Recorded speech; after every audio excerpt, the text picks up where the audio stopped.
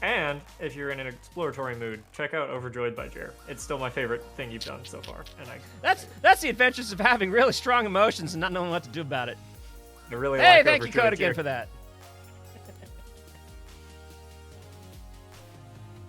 I'll never miss an opportunity to shill Overjoyed. You know, I often skip it because it is definitely like it's sandwiched between two super huge projects. And it's just this, but it's also like the thing that I'm probably the most proud of because damn, did I fucking nail it. I mean, like, part of what I think makes it so strong is the fact that you told a big story in a small amount of pages, I am and that's very proud always of that. impressive. There were a lot of things that I didn't know that I could do that I found out that I could do by doing Overjoyed. Mm-hmm. I think, let's see. Oh no, because it was WrestleMan with a Shotgun, which is I wouldn't call it one of my main projects, but that's when I shifted to the 11x17. Mm-hmm. And I was like, I draw big. Mm-hmm. But no, shut up, draw big though. You can get away with so many more mistakes if you draw big, because then you shrink it down and no one notices the little smudges and shit. It's fine. Don't worry about it. Don't worry. It's fine. Yeah, I guess I wouldn't have noticed until you mentioned, but you weren't doing 11x17 with indies, and I can, like, looking back at the art, I'm like, I can kind of tell now that I'm thinking about it. Yeah, but like you can, but I mean, you like, can't. it's not where a- it's like what? Yeah. It It's reminds not like me it's of a that. problem. It's just different. No, it reminds me of that thing that we talk about that a lot of manga do, where like they put all the energy into like the first 4 pages. The first 4, not to say that everything after that is bad, but the first 4 pages are just off the charts. Like they put all of the energy and love into the first 4 pages. And then after the first 4 pages, you're reading it. Yeah. And they have this sharp drop off of I wouldn't exactly use the word quality, but of rendering. And so after that 4th page, and this is not universal, but it's just a very common thing I've seen when I read manga, is the first 4 pages ish will be immaculate and sometimes even in color, and you know what it is? It's like after page 4, they turn on the shortcuts. Mm-hmm.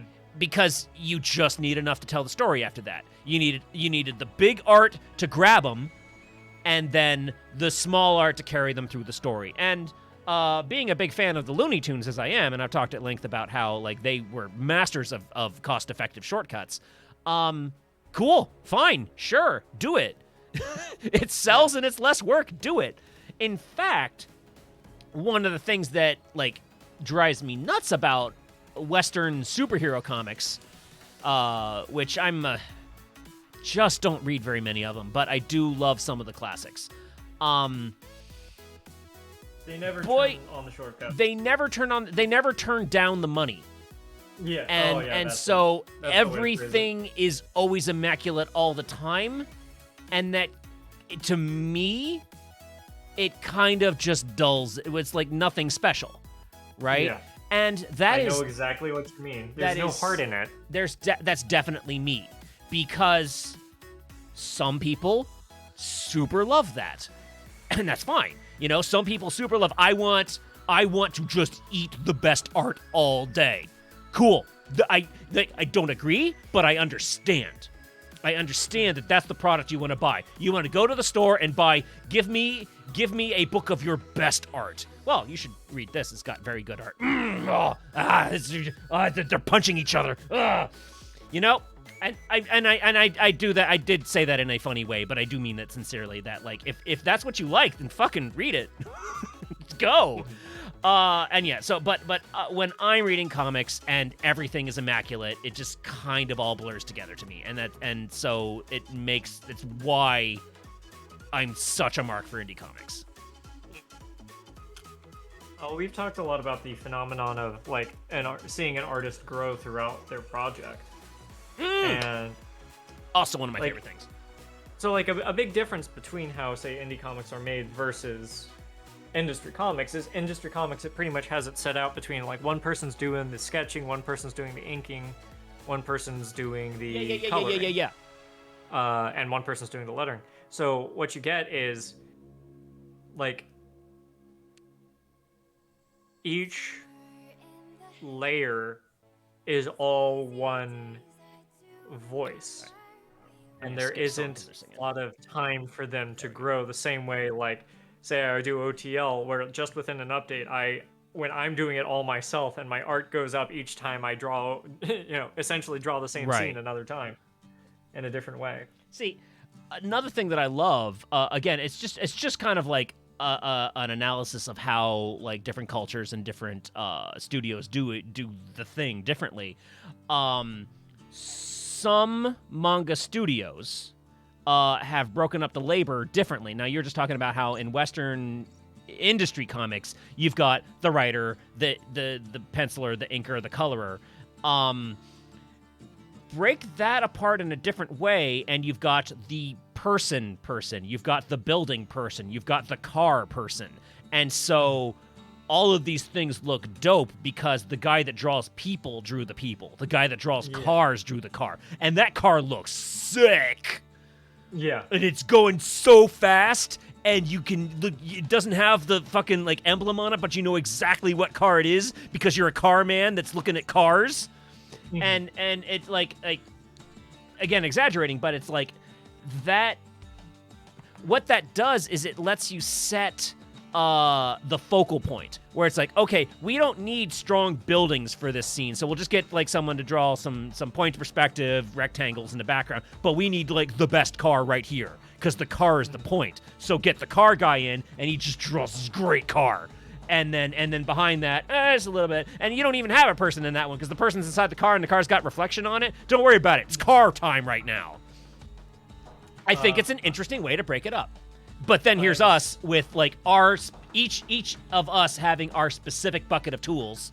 And, oh, hey, I am good at people and expressions. I'm okay at scenery. I'm getting better at scenery. I'll I take a little pride in all the hard work I've done, and not great at animals. Hence the Pokemon challenge being part of me actually getting a little practice in there. And actually, like I put a lot of work into Susan right here, but I'm not actually super great at fashion. I'd like to be. I think clothing is very pretty. But it's all like these are tools in my toolbox, and I have like different skill levels for each of them. And anyway, yeah, Kyle. I'm assuming the answer is no, but have you read a manga called Bakuman? Why does that sounds? I haven't for sure. That It sounds is one super of familiar. Alan's favorites. It is, so fun fact, it is made by the same people who made Death Note. Completely different story. About a couple of amateur manga artists. Well, a manga artist and a manga writer. Alan has told me about this. Yeah. Keep going though.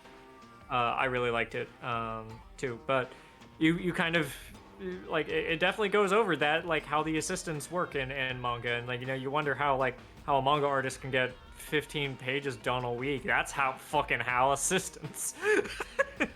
And it's still hard work. When I had my job interview for my big fancy job at a big fancy company writing code, one of the toughest interview questions was, okay, so here's this very difficult code puzzle, and the way that the guy set it up is, okay, so difficult problem, but you're in charge though, and you have an intern that you can say, go make me a little code thing that does the thing. So you could just, you get that for free doing this puzzle. And it's like, okay, this is one that I've never been asked before. It was a tough one, but like just that, like here's a piece of the puzzle that you never considered before. You can ask another person to do part of it for you, but you have to be specific about what you want them to do. Now apply that to comics. Okay, draw me a car. Got it. Speaking of fashion, like that's actually one of the challenges with this particular illustration was I wanted to give everyone some kind of, well, like a lot of it's inspired by high fashion and whatnot, but can you zoom out real quick and just show your pencil sketch behind it? Because boy, do I think you did. Yeah. I'm giving everyone very different outfits. Let's see. And Do I have boom. There we go. Yeah. Yeah. Your outfits have ton of personality, and I love it. Thank you. Especially coming from a comic where everyone wears a suit. Yeah, and that's something I've bemoaned a lot, is that I chose to make everyone in my comic wear suits, and don't worry, I'm fixing it. But I was sort of stuck in a here's the thing. plot contrivance for a long time. No, yes, but don't worry, because, knowing what I know about Of This Light, that tension was necessary, and it was very important to the plot, and I think, like, you gave it exactly the right amount of time, because the plot being where it is, and the events that have taken place having taken place, and the fact that people don't, like, we've just finally reached a place where people don't have to wear suits anymore, and we have really super big explained, oh yeah, that was a big reason why everyone was wearing suits. Yeah. All those things together created, like, a really enjoyable, like, feeling of pressure that just finally got relaxed. Mm-hmm. And now we're entering, like, this next chapter where people don't have to wear suits for very plot relevant reasons. No, I think you did it right, don't worry. It's less about if I did it right or wrong, and more just like I got bored drawing suits, which is a you problem did a I Dragon not Ball. think I'd You have. did I'm sick of inking his hair every time. He's gonna get super, and that means he's blonde now. Very kind of. Well, see, that's another thing. Is like I got really good at making suits very simply. I'm like, okay, triangle, points here. Okay, fucking parallelograms for the collar. Okay, done. And it does kind of go into the like lessons I learned from manga, like you just mentioned of the first few pages. It wasn't so much the first few pages of an update or anything for me as much as like a concept, like the Silver Creek monster, this like big, feathery, tentacly bird monster thing. The first like astronomical eldritch horror. Yeah, no, it's the first update. It appears as like a 5-page update. I just went all out and I drew all these like swirly, curly hair, unknowable materials around all right, it. you guys. So this is actually, it was very early in Kyle's and my friendship when he drew the first like angel monster from Of This Light, and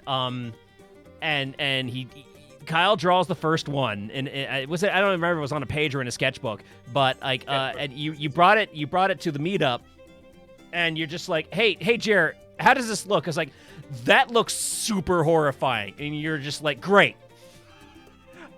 Fun fact, I wasn't just great because I didn't know it was a horror comic. Fair point. I didn't realize it was a horror comic until I'd already like published chapter 1. I'm like, oh, this is kind of horrifying, isn't it? Just because of who I am as a person. I thought it was just like a high concept like fantasy